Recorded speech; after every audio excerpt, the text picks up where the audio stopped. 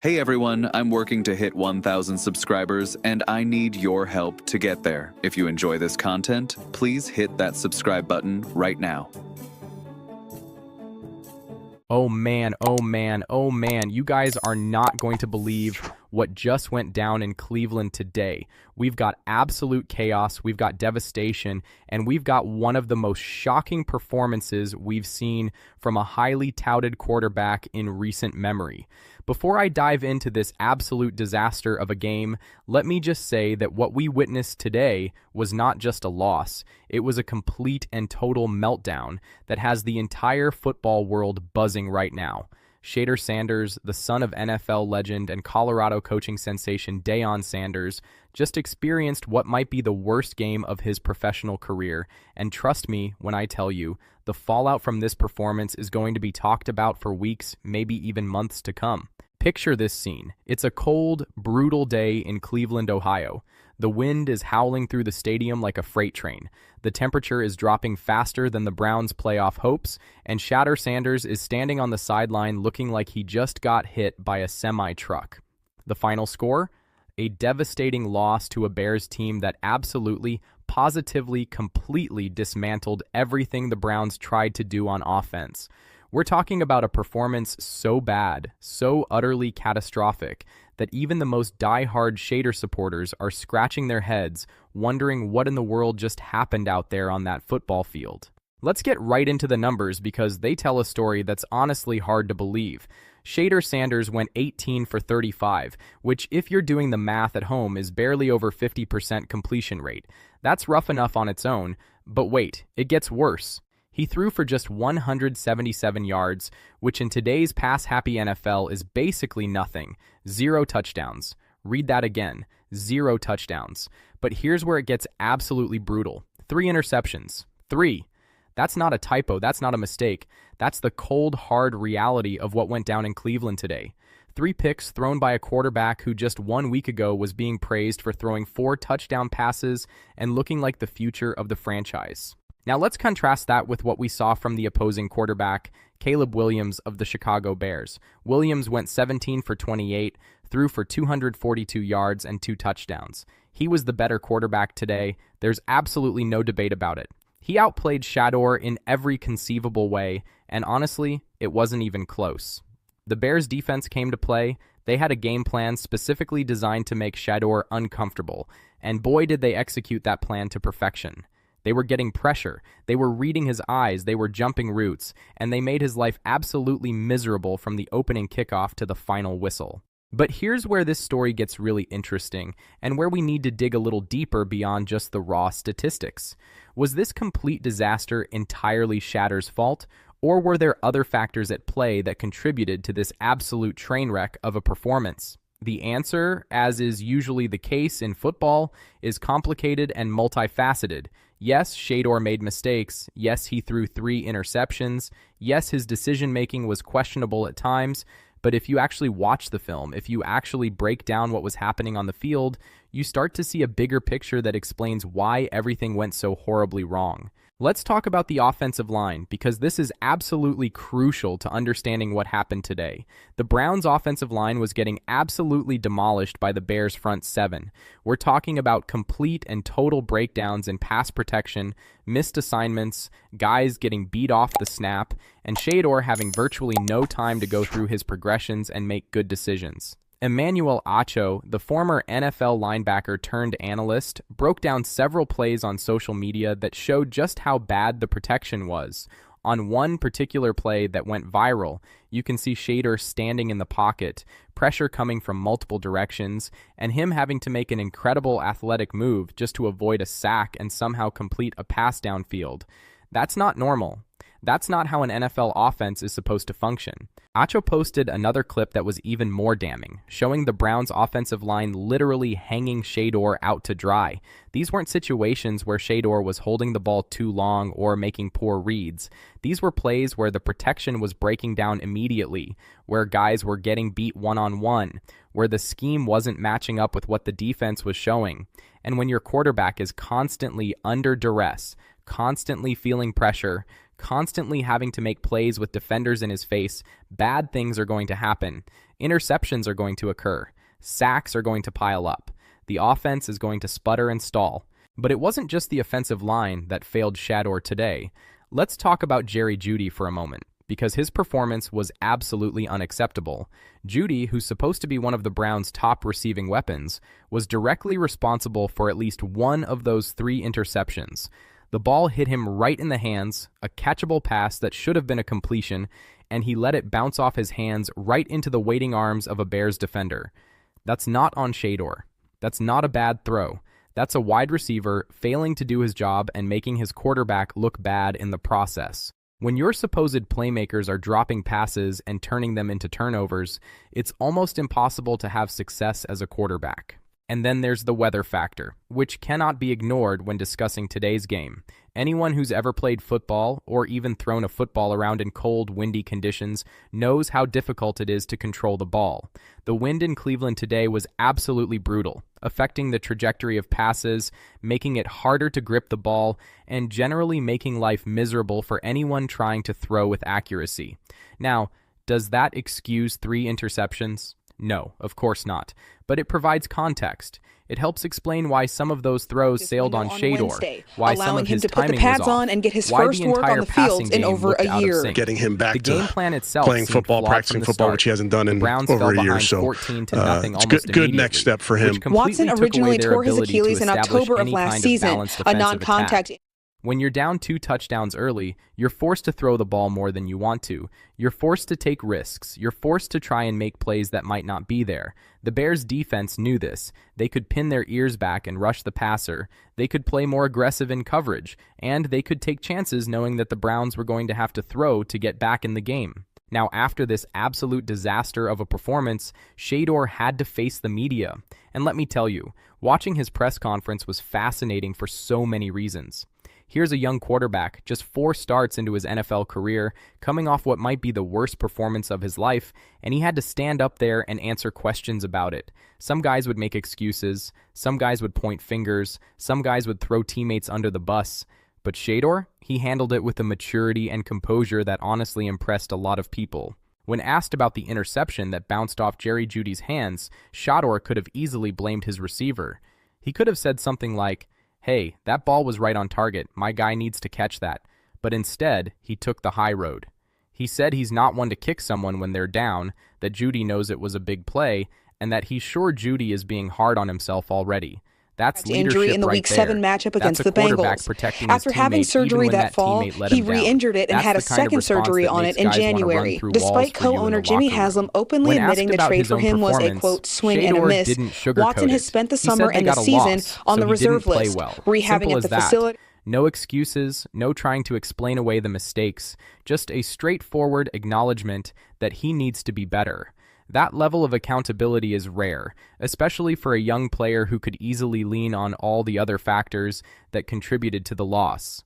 But Shedeur took responsibility, said he needs to get them in better situations, needs to get the ball out of his hands faster, needs to execute better. That's exactly what you want to hear from your quarterback after a rough outing. The question about the offensive line was particularly interesting because of how Shedeur handled it. The reporter asked about all the new faces, all the rotations due to injuries, and how difficult that is for a quarterback. Shedeur's response was perfect. He said that's nothing you can control, that you can't focus on things you can't control, that guys didn't want to be hurt, and that's just part of life. He didn't use the offensive line struggles as an excuse, even though he absolutely could have. He didn't throw his blockers under the bus, even though there would have been some justification for it. He just acknowledged it's part of the game and moved on. Perhaps the most telling moment in the press conference came when a reporter asked how it feels knowing that head coach Kevin Stefanski has said he's sticking with Shedeur as the starter despite this terrible performance. The reporter was essentially asking, "Hey, how does it feel knowing you're not going to lose your job over this?" And Shedeur's response was absolutely perfect. He said, "You know what league we're in? You can lose your job at any point in time." He went on to say that when you live and play in fear, You can never be yourself. Working for this moment to get back with the team. He's been working so hard whatever situation with the training staff and coming along, getting through all of his rehab. So but he's going to he's cleared, ready to go to the practice portion of this. And while Watson has support within the locker room as he gets back to practice, I feel like it's great he's going out there to mental makeup. This kid has confidence. This kid has resilience. This kid understands that in the NFL, nothing is guaranteed, but you can't let that fear paralyze you. You have to go out there and play your game, trust your abilities, and let the chips fall where they may. That's the mindset of a quarterback who's going to bounce back from this disaster. That's the mindset of someone who isn't going to let one bad game define their career. But let's be real for a moment. This was a really, really bad game. There's no spinning this into something positive. 3 interceptions, 0 touchdowns, less than 200 yards passing, and a decisive loss to a Bears team that was supposed to be beatable. This is the kind of game that can shake a young quarterback's confidence if he lets it. This is the kind of performance that has fans and analysts questioning whether Shedeur is really the guy, whether he's actually capable of being a franchise quarterback in the NFL, whether all the hype and excitement around him was justified, or just a product of his famous last name. The comparison to last week makes this performance look even worse. Just 7 days ago, Shedeur threw 4 touchdown passes and looked like he was starting to figure things out at the NFL level. People were talking about his potential, his arm talent, his ability to make plays. And then this week, complete 180. It's the kind of inconsistency that's terrifying for a team trying to evaluate whether they have their quarterback of the future or just another guy who can't hack it at the highest level of football. Emmanuel Acho's film breakdowns are particularly damning because they show that while Shedeur deserves blame for some of the mistakes, the situation around him was far from ideal. When you're getting hit on nearly every dropback, when your receivers are dropping catchable passes and turning them into interceptions, when your offensive line is getting manhandled, it's almost impossible to have success as a quarterback. The greatest quarterbacks in NFL history would struggle in those conditions. Now, that doesn't completely excuse Shedeur's performance, but it does provide important context that explains why everything went so wrong. The weather played a significant factor that can't be overlooked. Cold weather football is a different beast been working hard to recover and doing everything he's able to do for this day. That's going to be exciting to see him out there. I hope I can get the first interception on him coming back. But no, I'm happy for him and looking forward to seeing him out there. His future on an actual doesn't mean it's easy. Throwing a football accurately in high winds requires adjusting your mechanics, putting more velocity on the ball, and making split-second calculations about how the wind will affect the trajectory. When you're also dealing with defensive pressure and timing routes with receivers, it becomes exponentially more difficult. One interesting tidbit from the press conference was when Shedeur mentioned his wristband issue. Apparently, the card with the play calls fell out of his wristband early in the game, which meant he had to operate without that reference point for most of the contest.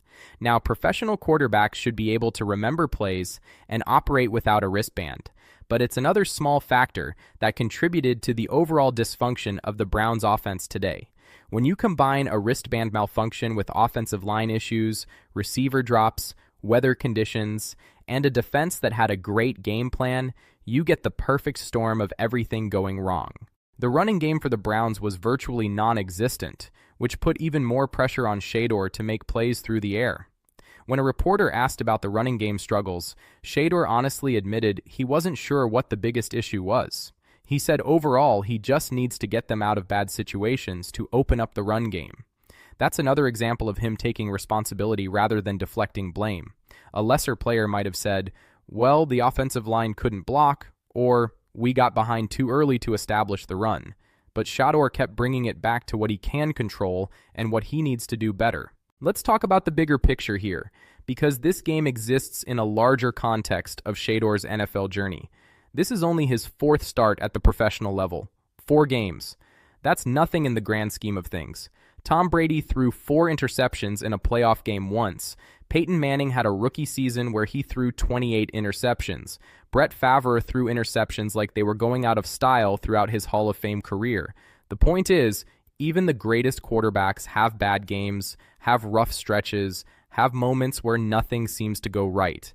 The difference between the guys who make it and the guys who flame out is how they respond to adversity. Shedeur has now experienced the highest of highs, throwing 4 touchdowns just a week ago, And the lowest of lows, throwing 3 interceptions today with 0 touchdowns. That's a crash course in NFL reality. That's learning that week to week, the margin between success and failure is razor thin. How he responds to this setback will tell us everything we need to know about whether he's built for this level of football. Does he come back next week focused and determined? Does he learn from his mistakes?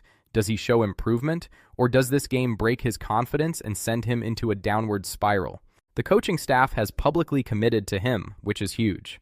Kevin Stefanski saying he's sticking with Shedeur as the starter sends a clear message that they believe in him, that they see potential, that they're willing to ride out the rough patches to see if he can develop into their franchise quarterback. That vote of confidence is important for a young player's development. Knowing that one bad game isn't going to cost you your job allows you to play more freely, to not be paralyzed by fear of mistakes, to take the chances necessary to make big plays. But let's not pretend that Stefanski's public support means Shedeur's job is completely secure. This is the NFL where, "What have you done for me lately?" is the unspoken motto of every organization. If Shedeur continues to struggle, if the interceptions pile up, if he can't show improvement, then all the public support in the world won't save his job. The Browns are trying to win games, trying to make the playoffs, trying to build something sustainable. They can't afford to just hand the job to someone who isn't producing, regardless of their draft pedigree or famous last name. The comparisons to Shedeur Sanders, Shedeur's legendary father, are inevitable and probably unfair. Deion was one of the greatest defensive players in NFL history, a shutdown corner and electrifying return man who played with a swagger and confidence that was unmatched. Shedeur plays a different position and is forging his own path, but the shadow of his father's legacy looms large over everything he does. Every success is viewed through the lens of, is he living up to the Sanders name? And every failure prompts questions about whether he's just riding his father's coattails to opportunities he doesn't deserve. It's not fair, but it's reality. The media scrutiny that comes with being Shedeur Sanders' son is intense. Every mistake is amplified, every bad game is dissected endlessly, every interception is turned into a referendum on whether he belongs in the NFL. Other quarterbacks can have a bad game, and it's just a footnote in their development. When Shedeur has a bad game, it becomes national news, it trends on social media, it generates endless debate and hot takes. That additional pressure would break a lot of young players. But so far, Shedeur has handled it with grace and maturity. Looking at the specific interceptions from today's game, at least one of them was clearly not Shedeur's fault, as the Jerry Jeudy drop turned into a pick. Another one appeared to be affected by the wind, with the ball sailing on him and ending up in the wrong spot. The third one might have been a case of trying to force something that wasn't there while pressing to get the team back into the game after falling behind early.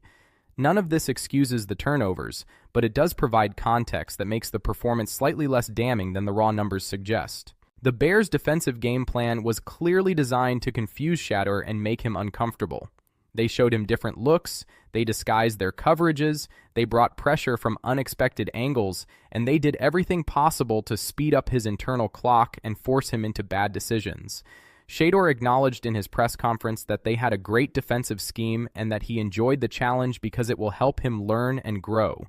That's the right attitude, viewing this disaster as a learning opportunity rather than a career-ending catastrophe. The question of whether Shedeur can be a franchise quarterback in the NFL remains unanswered. 4 games is simply too small a sample size to make any definitive judgments. What we can say is that he has the physical tools, the arm strength, the mobility, and the mental makeup to potentially succeed at this level. But potential means nothing if it doesn't translate to consistent performance. He needs to cut down on the turnovers, needs to process information faster, needs to make better decisions under pressure, and needs to prove he can perform at a high level week after week, regardless of circumstances. The Browns organization finds itself in an interesting position. They're clearly not a playoff team this year, so in some ways, these remaining games are essentially extended tryouts for Shedeur to prove he deserves to be their quarterback of the future. If he can show improvement, if he can demonstrate he's learning from mistakes, if he can put together more good games than bad ones, then they'll likely enter next season with him as their starter.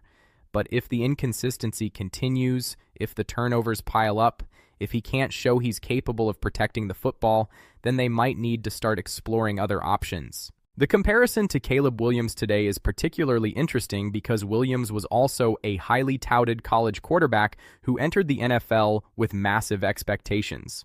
Today, Williams clearly won the head-to-head matchup, and he looked like the more polished, more NFL-ready quarterback. Does that mean Williams is definitively better than SHADOR? Not necessarily. Quarterback development isn't linear, and guys progress at different rates, but it does show that on this particular day, in this particular game, Williams was clearly superior. What happens next for Shedeur Sanders will be fascinating to watch. Does he bounce back immediately and put together a strong performance next week?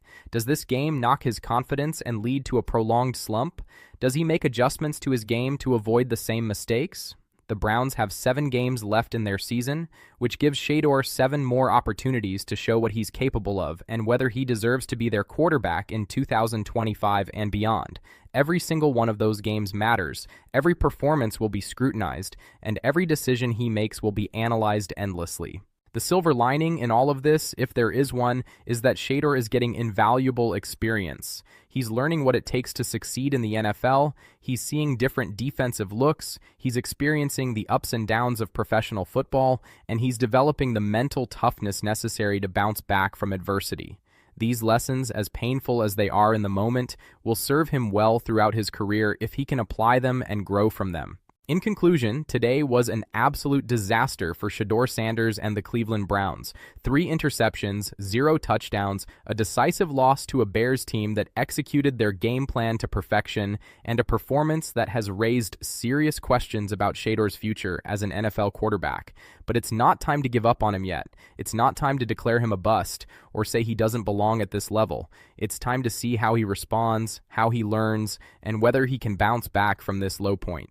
The next few weeks will tell us everything we need to know about Shedeur Sanders' character, his resilience, and his potential to be a successful NFL quarterback. This is his crucible moment, and how he handles it will define his career. All right, football fans, that's the full breakdown of today's shocking performance from Shedeur Sanders. If you found this analysis helpful, make sure you absolutely smash that like button and let me know in the comments what you think about Shedeur's future with the Browns. Can he bounce back from this disaster? Is he the real deal or just another overhyped prospect who can't cut it in the NFL?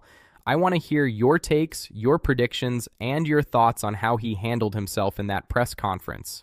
And don't forget to subscribe because we're going to be following Shedeur's journey every single week for the rest of the season, breaking down every game, every performance, and every development in what's shaping up to be one of the most interesting quarterback stories in the league. Hit that notification bell so you don't miss a single update, share this video with your fellow football fanatics, and let's keep this conversation rolling. Until next time, stay tuned for more breaking news and in-depth analysis.